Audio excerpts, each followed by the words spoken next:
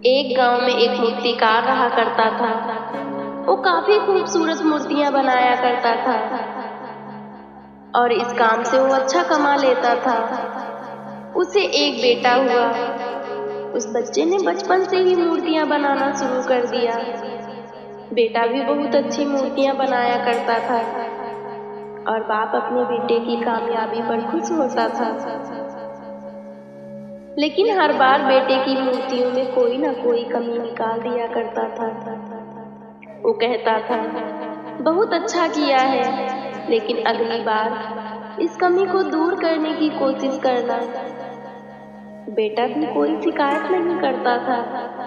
वो अपने बाप की सलाह पर वो अपनी मूर्तियों को और बेहतर करता रहा।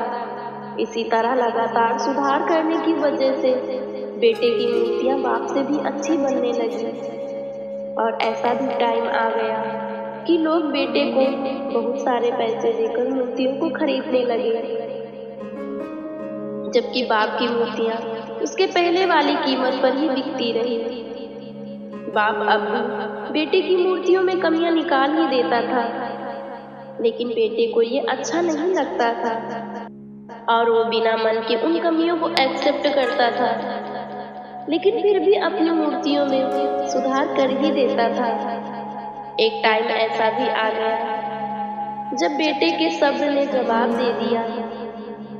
बाप जब कमियां निकाल रहा था तो बेटा बोला, आप तो ऐसे कहते हैं जैसे बहुत बड़े मूर्तिकार हैं। अगर आपको इतनी ही समझ होती तो आपकी मूर्तियां कम कीमत पर नहीं बिकती।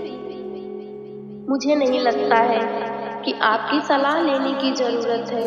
मेरी मूर्तियां परफेक्ट है। बाप ने बेटे की ये बात सुनी तो बेटे को सलाह देना और कमियां निकालना बंद कर दिया। कुछ महीने तो वो लड़का खुश रहा, लेकिन फिर उसने नोटिस किया कि लोग उसकी मूर्तियों की अब उतनी तारीफ नहीं करते जितनी पहले किया करते थे और उसकी मूर्तियों के दाम भी बढ़ना कम हो गए।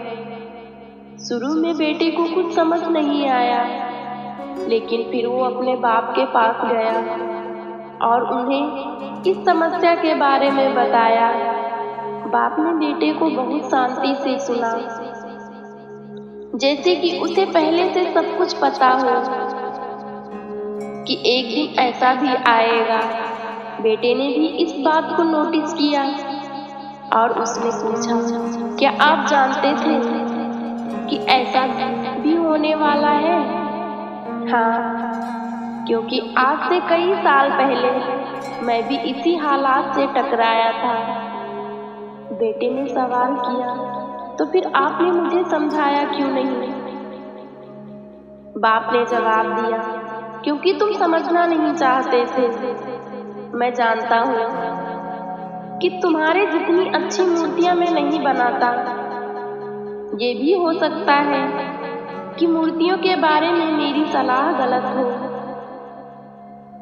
और ऐसा भी नहीं है कि मेरी सलाह की वजह से तुम्हारी मूर्तियां बेहतर बनी हो। लेकिन जब तुम्हारी मूर्तियों में मैं कमियां दिखाता था, तब तुम अपनी बनाई मूर्तियों से सेटिस्फाई नहीं होते थे। तुम खुद को बेहतर करने की कोशिश करते थे। वही बेहतर होने का कारण तुम्हारी कामयाबी का कारण था। तब तुम अपनी बनाई मूर्तियों से सेटिस्फाई नहीं होते थे। तुम खुद को बेहतर करने की कोशिश करते थे। वही बेहतर होने का कारण तुम्हारी कामयाबी का कारण था। लेकिन जिस दिन तुम अपने काम से सेटिस्फाई हो गए और तुमने ये मान लिया कि इसे और बेहतर करने की जरूरत नहीं है, तुम्हारा क्रोध भी रुक गया। लोग हमेशा तुमसे बेहतर होने की उम्मीद करते हैं और यही कारण है कि अब तुम्हारी मूर्तियों की तारीफ नहीं होती और ना ही उनके लिए तुम्हें ज्यादा दाम मिलते हैं।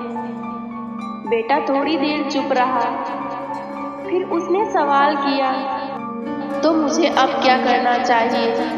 बाप ने एक लाइन में जवाब दिया, अनसेटिस्फाई होना सीख लो।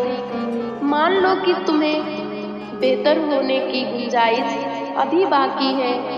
यही एक बात हमेशा तुम्हें इंस्पायर करती रहेगी, तुम्हें हमेशा बेहतर बनाती रहेगी।